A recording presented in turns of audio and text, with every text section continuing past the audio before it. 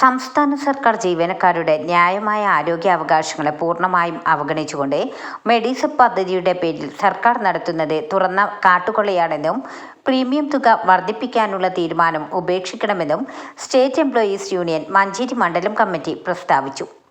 കാലാകാലങ്ങളായി സർക്കാർ ജീവനക്കാർക്ക് ലഭിച്ചു വരുന്ന മെഡിക്കൽ റീഇംബേഴ്സ്മെന്റ് അടക്കമുള്ള അവകാശങ്ങൾ നിഷേധിച്ചുകൊണ്ട് യാതൊരു സേവനവും ഉറപ്പാക്കാതെയും പ്രീമിയം തുക കുത്തനെ വർദ്ധിപ്പിച്ചും മതിയായ ചികിത്സ ഉറപ്പു നൽകാതെയാണ് മെഡിസെപ് പദ്ധതി നടപ്പിലാക്കുന്നത്.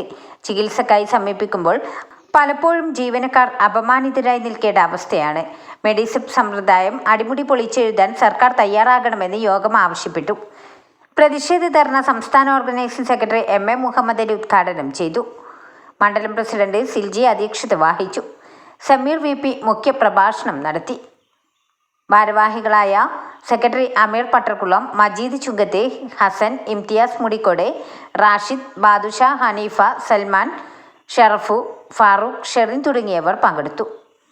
ന്യൂസ് 10 മഞ്ചേരി. വാർത്തകൾ നേരത്തെ അറിയാൻ ഫേസ്ബുക്ക് പേജ് ലൈക്ക് ചെയ്യൂ, ചാനൽ സബ്സ്ക്രൈബ് ചെയ്യൂ.